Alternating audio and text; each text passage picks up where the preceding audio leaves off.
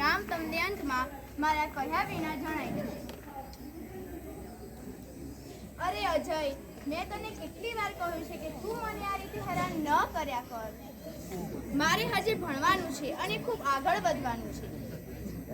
તું તો એન્જિનિયર છે, તો આ બધું સમજી કેમ નથી રહ્યું?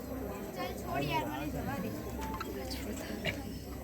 અરે તારી હિંમત કેવી રીતે થઈ મારો હાથ પકડવાની?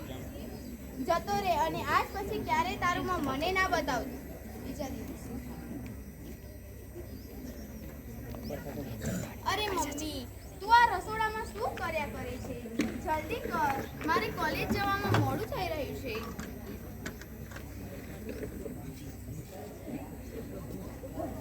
અરે મમ્મી યાર, પાછો કાળો ટીક્કો લગાવી દીધો. મેં તને કહ્યું તો છે કે આ નજર બજર કઈ હોય જ ના. આ મમ્મી પણ છે ને. સારું ચાલ, હું કોલેજ જવાય.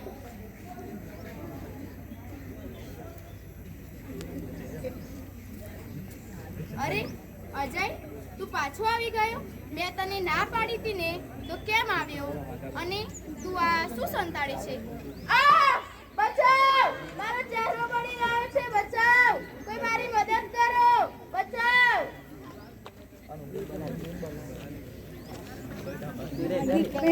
આજે 18 મહિના બાદ હું મારો ચહેરો અરીસામાં જોવા જઈ રહી છું.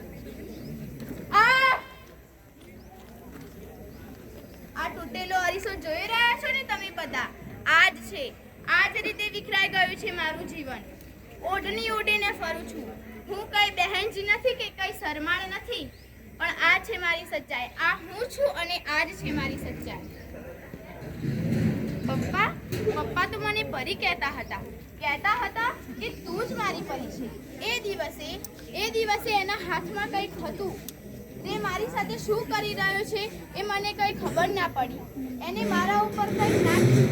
મારો ચહેરો બળી રહ્યો હતો. મારો ચહેરો એ રીતે બળી રહ્યો હતો જે રીતે મીણમાંથી મીણ ટપકી રહ્યું હોય. શું મારી ભૂલ હતી?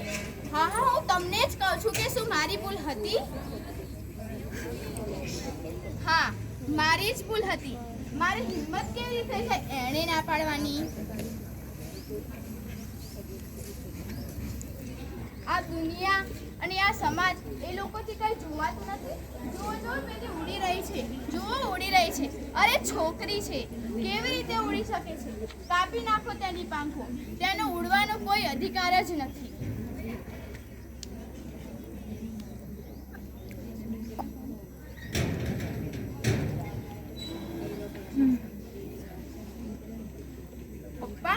પપ્પા તો કહેતા હતા કે તને જે યોગ્ય લાગે એ કરજે, તને જે સાચું લાગે એ જ કરજે.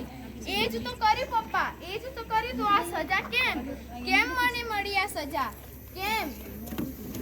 એ તો મને પસંદ કરતો હતો ને. જો એ ખરેખર પસંદ કરતો હોત તો આવું આજે મારા જોડે ક્યારે ન હોત. આજે આ જ કારણે આ લોકો મને જુએ છે. છોકરીઓ મારા પર હસે છે. નાના બાળકો મારી પાસે આવતા નથી અને મને જોઈને ગભરાઈ જાય છે. શું મારી ભૂલ હતી?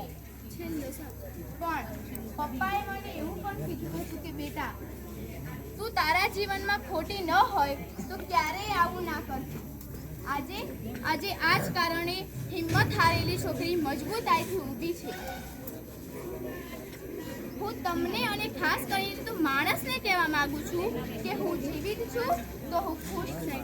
તે દિવસે તેને મારી સુંદરતા છીનવી હતી ને, પણ મારી મજબૂતી જ મારી સંપત્તિ છે અને મારી સંપત્તિને મારાથી કોઈ છીનવી નહીં શકે. તે દિવસે પણ હતી એને ના પાડવાની હિંમત, આજે પણ છે એને ના પાડવાની હિંમત અને આગળ કરીશ પણ તેને ના પાડવાની હિંમત.